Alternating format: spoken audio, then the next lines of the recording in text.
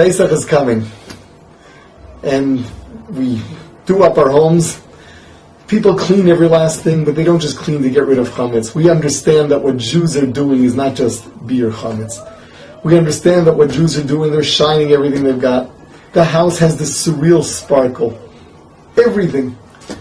And people laugh, what does shining the windows have to do with chametz? And the answer is, it has nothing to do with chametz.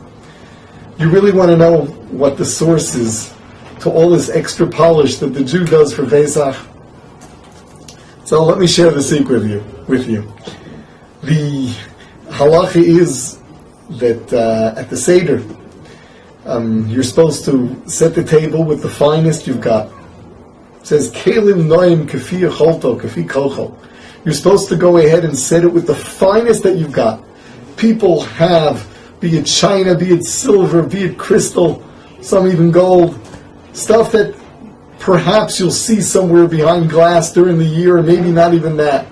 And they're all out there on Pesach and they're used.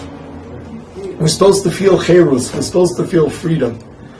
Similarly, we recline on our cushions as we sip our arba koses, as we sip the wine.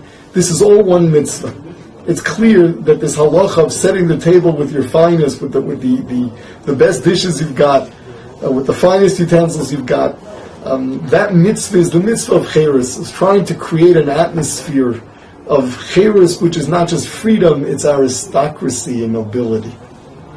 In fact, the poskim bring down, was it the Maril, who was a money lender, and people used to give.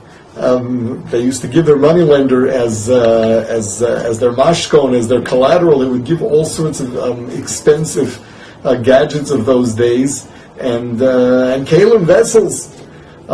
He would never use them, but for Pesach he had a special table that was put out with all of these things, all of the mashkonos that he had collected from the people that he had lent money to. When we're talking about non-Jews, he made a living on lending money. So what's this idea of putting out stuff on a separate table that's not even in use? The answer is that the concept of aristocracy that we're supposed to be feeling at the Seder is not just that we're no longer slaves, but that we're really special people. We're mamlechas kohanim v'goy kodesh. So part of the mitzvah in doing that is that your house should look like a palace. How do you get your home to resemble a palace? Everything shining. That surreal sparkle is a necessity.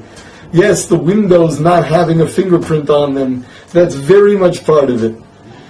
The Pesach cleaning is a combination of getting rid of chametz and turning your home, turning your abode into a palace, because we're celebrating the festival where we became aristocrats. The lowly slaves were turned into aristocrats. So at the Seder, you have to feel aristocratic. What does it mean to be an aristocrat? It doesn't just mean sipping wine out of your crystal. It doesn't just mean reclining on a cushion. What it really means is that an aristocrat is someone who's not tense, doesn't worry, doesn't lose his temper, is very much in control, is calm, is warm. That's true Jewish aristocracy.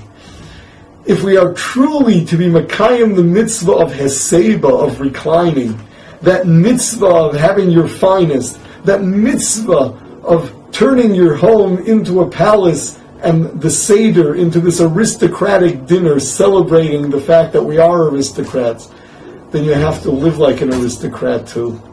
And that means that you don't sit there all tense that someone may break a plate. You don't sit there all tense that someone may spill wine over that beautiful embroidered tablecloth. You just relax, and you're happy. And you're sharing the joy of Zman Cheruseinu with the people around you. So that true fulfillment of aristocracy cannot include screaming at kids. It cannot include being all neurotic. On the contrary, it means relaxed and happy and feeling great and feeling big.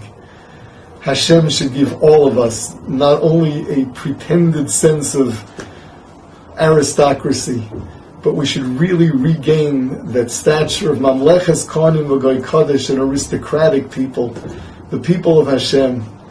and become happy, patient, and caring all year long.